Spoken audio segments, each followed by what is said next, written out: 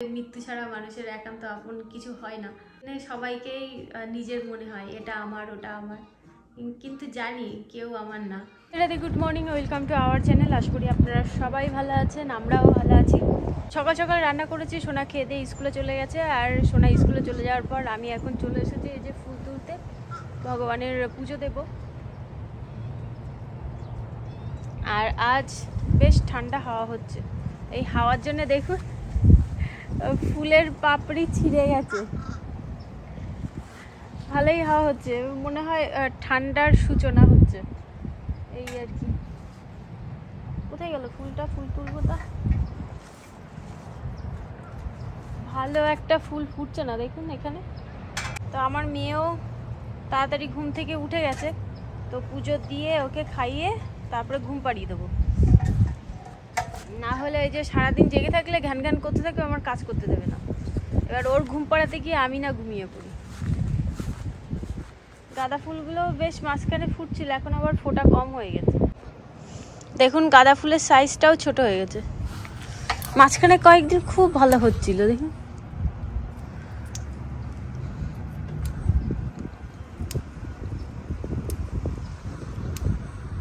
আর এই গাঁদা ফুলের ভাবছি বীজ রেখে দেবো, তাহলে সামনের বার এই গাঁদা ফুল গাছগুলো লাগাতে পারবো।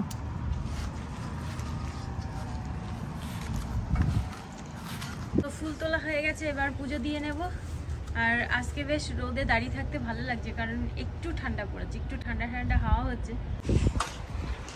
আমরা এখন যাচ্ছি বাগানে শাক তুলতে, শাক সংগ্রহ করতে এসেছি। তোর বাবা অনেকদিন ধরে বলছে যে কি সজনে পাতা রান্না করতে। হ্যাঁ হ্যাঁ সান, হ্যাঁ সানি ডে, হ্যাঁ হ্যাঁ সান বাড়িতে এসেছে। এ বাবা, তাই? আমি জানতাম না তো তোমার বাড়িতে সান এসেছে। তা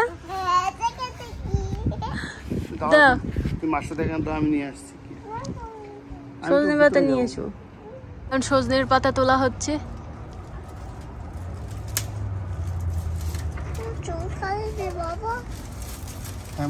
এমনি সজনের পাতাগুলো কয়েকদিন পরে নষ্ট হয়ে যাবে। এ দেখো ছিঁড়ে পড়লো।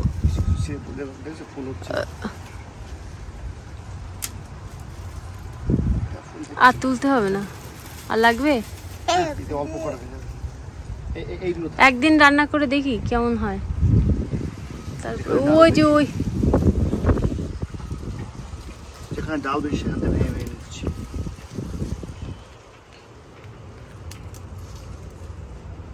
যত ভাঙবে তত বেশি করে হবে। সজনের পাতার বড়াও করে।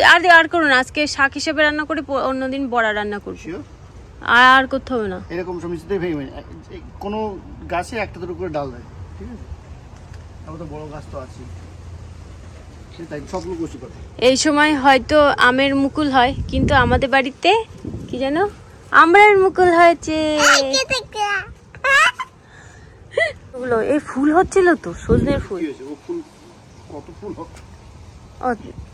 ঠান্ডা পড়ার আগেই তো এ হয়ে যাবে বলো। চলো, ওই বড় গাছটায় অনেকদিন আগে হয়েছে না ফুল, দেখো ওগুলো শীতের আগে তুলে দিতে হবে। চলো, আর মাঝখানে করে তো ঘিরতে হবে, ভালো করে ঘিরবো একদম। এই কাঠটা এই দিয়ে ঘিরবো,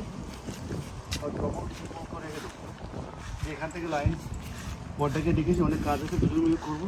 এখান থেকে লাইন নিয়ে যাবো ওই ঘরে, আর ওই ঘরে লাইন ওখানে দিয়ে দেবো। কি হিটার চালাবে তাই গাছগুলো বাঁচিয়ে রাখার জন্য। চলো। আর আজ খুব সুন্দর রোদ বেরিয়েছে, আকাশটা খুব সুন্দর নীল। তো বন্ধুরা, আমার পুজো দেওয়া হয়ে গেছে ওই যে। তো এবার ভগবানের ভোগ দিয়ে দেব। তো সকালবেলা ফল ভোগ দেব। এখন ডাব কাটা হচ্ছে। এগুলো মেশিনে মনে আছে, সেই থাইল্যান্ড থেকে আসে। তো মাত্র সোজা না চোখের সামনে না পড়ে তোমার। এই ডাবগুলো নিয়ে এসেছিলাম আমি যখন ব্রত করছিলাম তখন, কিন্তু তখন আর মানে খাওয়া হয়নি। নরম কিন্তু, জল পড়ে যাবে কিন্তু, অর্ধেক জল। আবার এই ডাবগুলো আমার মেয়েও খেতে ভালোবাসে। খাবি না? আগের থেকেই শুরু হয়ে গেছে। কোকোনাটের জুস কত ভালো লাগে জানো? এই এত ছোট পাত্রে হবে রিয়া? ভর্তি হয়ে যাবে তো। ছোট এটাই ভোগ ভোগ দেবো সকালবেলা।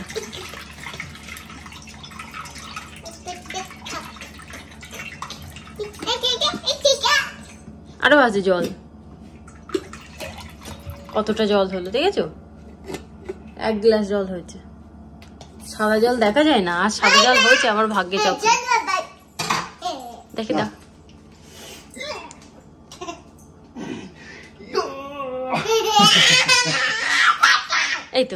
এই তো ডাবটা সুন্দর। না না না, আগে গোপালের দিয়ে দেবো তারপর। হ্যাঁ গোপাল খাবে,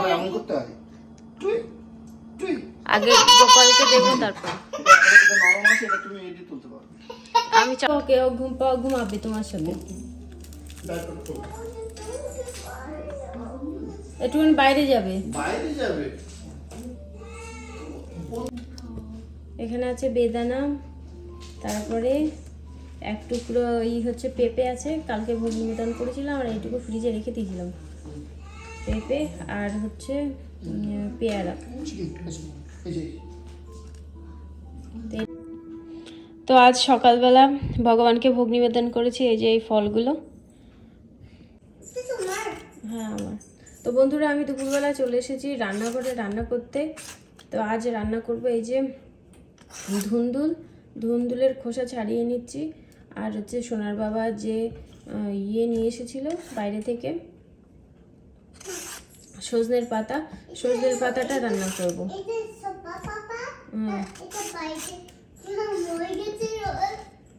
তা সজনের পাতা আমি কখনো রান্না করিনি, এই প্রথম রান্না করব। তা ভাবছি যে কিভাবে রান্না করব।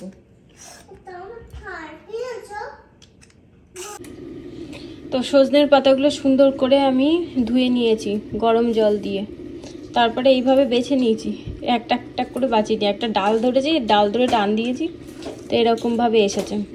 তো এরকমভাবেই এখন রান্না করব। আর এখানে আমার ধুন্দুল দিয়ে বড়া দিয়ে আলু দিয়ে এখন সবজি হচ্ছে। কতটা সজনের পাতা নিয়েছিলাম আর যেই কড়াইয়ের মধ্যে দিয়েছি সজনের পাতা একদম অল্প হয়ে গেছে।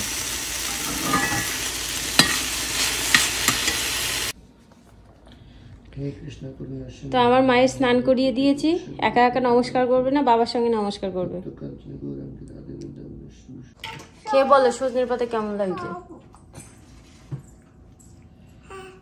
মুখে দেওয়ার আগে ক্যামেরাটা অন করে বসে রয়েছে। অন করতে নেই, লবণ বেশি হয়েছে আন্দাজে বুঝতে পারিনি। তুমি একটু খাও তো। ঝাল লাগবে? আমি লঙ্কাই দেয়নি, ঝাল লাগবে কি? খুব সুন্দর হয়েছে।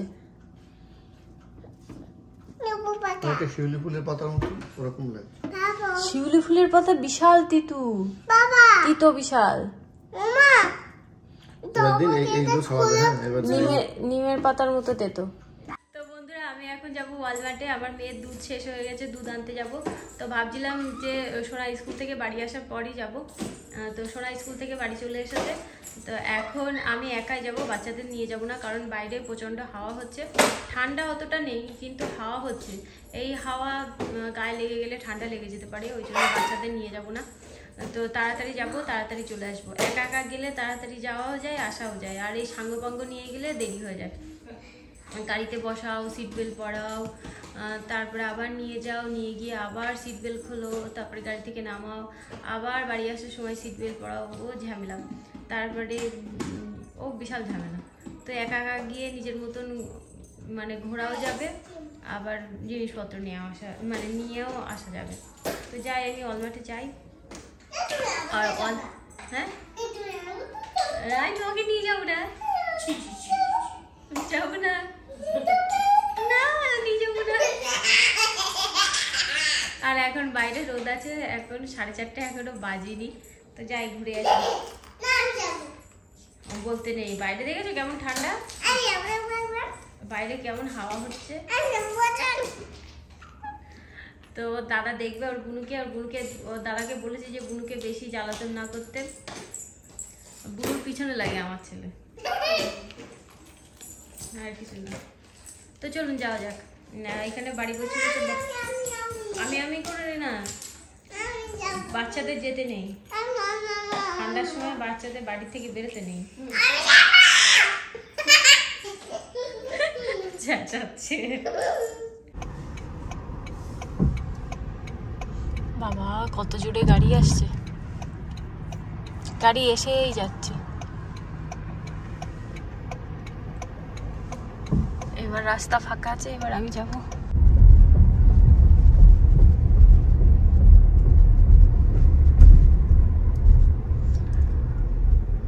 আমাদের বাড়ির সামনে এই রাস্তাটায় একটুখানি ট্রাফিক কম হয়, ভিতরের রাস্তা তো ওই জন্য।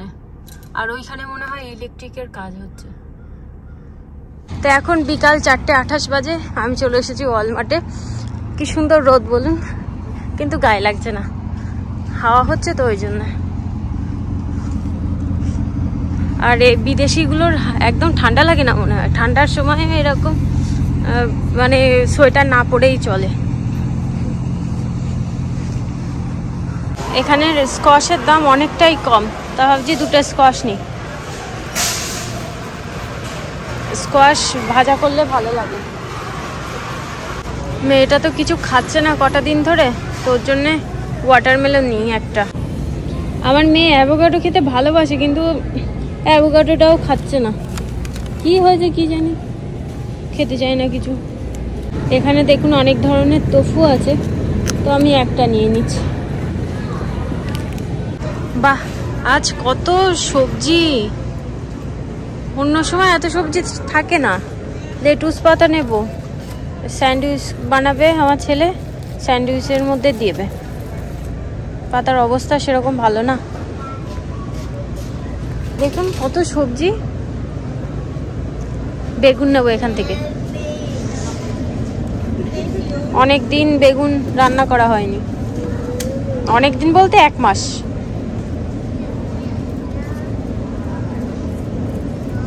দুটো বেগুন নিই। বেগুনের দাম এখানে বেশি, অনেক বেশি বেগুনের দাম। এখানে ক্রিসমাস ট্রি সাজিয়ে রেখেছে।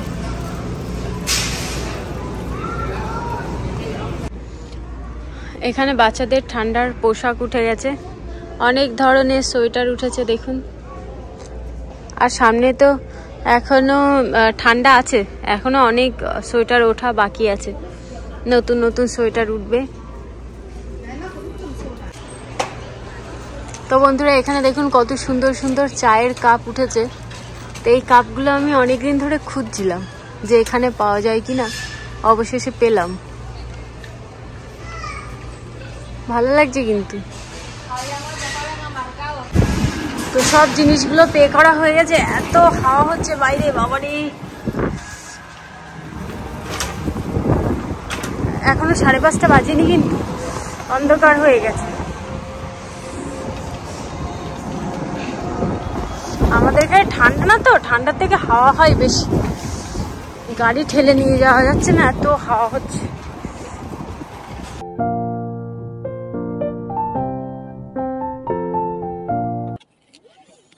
দিন আগেও বলছিলাম যে ঠান্ডা পড়ছে না, ঠান্ডা পড়ছে না।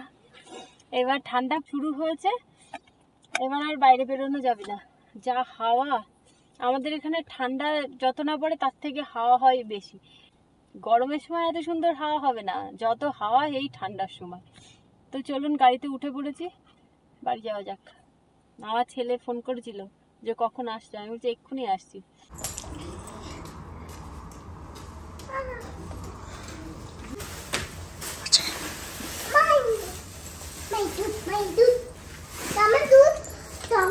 হ্যাঁ, তোমার দুধ। ওয়ালমার্ট থেকে যা যা বাজার করে নিয়ে এসেছি সেগুলো আমার মেয়ে সব সব আমার মেয়ে খুলেছে, ব্যাগ থেকে বের করেছে। তো চলুন আপনাদের সঙ্গে শেয়ার করি কি কি নিয়ে এসেছি। শেয়ার করার মতন সেরকম কিছুই নেই। বাহ, জেনে শুনে আমি এরকম খারাপ জিনিস নিয়ে এলাম। যাই হোক, আমি সোনার বাবাকে বলি আমি নিজেই নিয়ে এসেছি। প্যাকেটের মধ্যে ছিল তো বুঝতে পারিনি। নিয়ে এসেছি দুধ, ওয়াটারমেলন নিয়ে এসেছি, এই কটা জামা নিয়ে এসেছি ঠান্ডায় পরার জন্য। এই যে এই কটা জামা ঠান্ডায়, এটা ঠান্ডার জামা। tofu নিয়ে এসেছি, অ্যাভোকাডো নিয়ে এসেছি, কোকোনাট মিল্ক নিয়ে এসেছি, কনডেন্স মিল্ক নিয়ে এসেছি, লেটুস পাতা, এটা ওই কিচেন স্প্রে, আর ওখানে বেগুন, শসা, আর এটা নিয়ে এসেছি মাসাজ করার জন্য। এটা মাসাজ করার জন্য নিয়ে এসেছি, এই পিঠে টিঠে ব্যথা হলে মাসাজ করা যাবে। আর এই যে 3টে টাওয়াল নিয়ে এসেছি। দুর্গাপূজার সময় যেখান থেকে বাসনপত্র নিয়ে আসা হয়েছিল, তো ওই বাসনপত্রের সঙ্গে টাওয়ালও ছিল। তো টাওয়ালগুলো না দুর্গাপুজোর পরে আর খুঁজে পাওয়া যাচ্ছিল না, তো ওই জন্যে 3টে টাওয়াল নিয়ে এলাম। এই টাওয়াল 3টে দিয়ে দেবো। অ্যাভোকাডো বলেছি। আর এই একটা টিফিন কৌটো নিয়ে এসেছি। শোনা, টিফিন কৌটোটা খুলবি? এটা তুইও ব্যবহার করতে পারবি, বুনুও ব্যবহার করতে পারবে। এই দেখ, এই দেখ, ওপাশে গিয়ে বস। কলা নিয়ে এসেছি, একটু কাঁচা কাঁচা দেখে নিয়ে এসেছি, ঘরে থাকলেই পেকে যাবে। লেবু, আর এই কাপগুলো নিয়ে এসেছি। কাপসগুলোর অনেক দাম নিয়েছে। এই 4টে কাপ অনেক দাম নিয়েছে। হ্যাঁ 4, হ্যাঁ। ওটা খুলতে ছিঁড়ে খুলছিস? যদি ফেরত দিতে হতো। ওটা তোমার?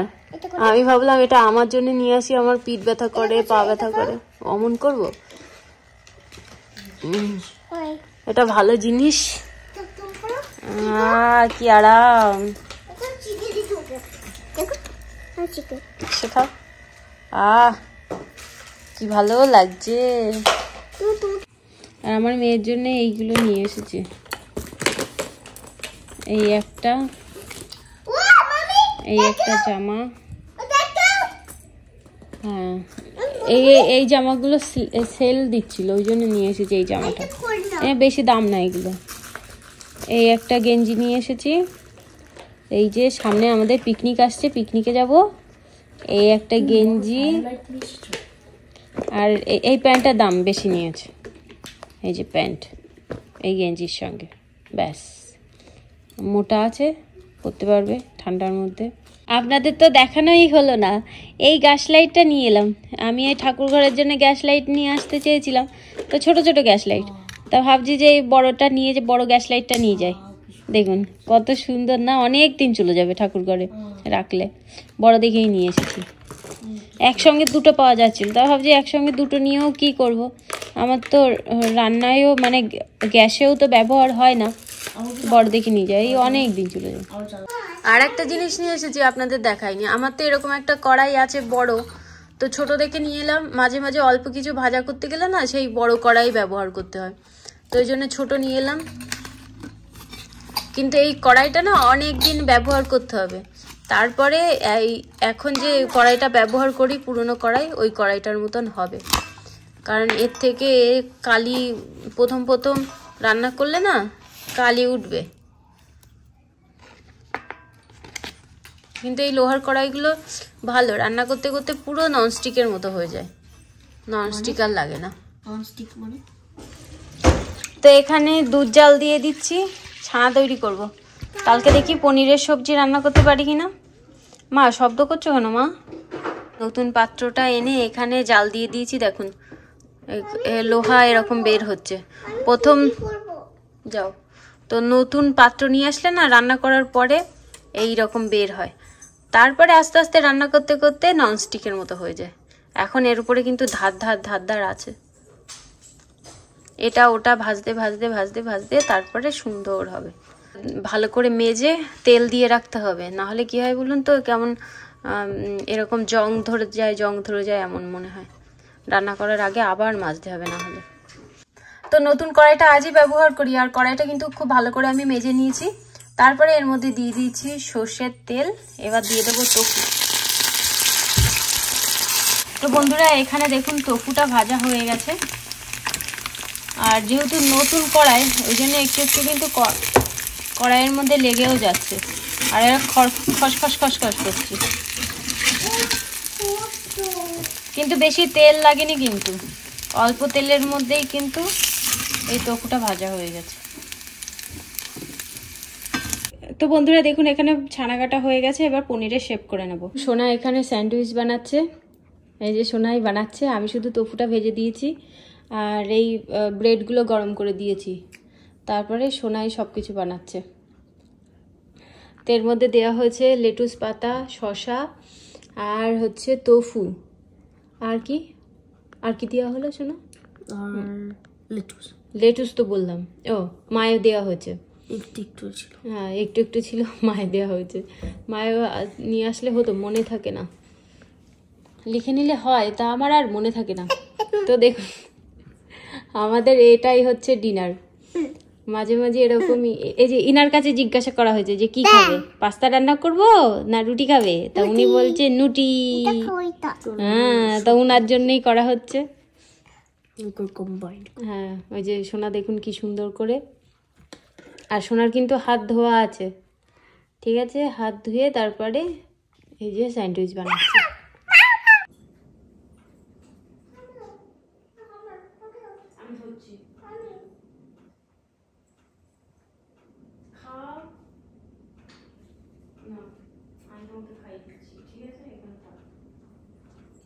তো বন্ধুরা, আমার সব কাজ কমপ্লিট হয়ে গেছে, এখন ঘুমাতে যাব। মাথায়ও তেল মেখে নিয়েছি, তেল মাখার পর চুলটাও বেঁধে নিয়েছি।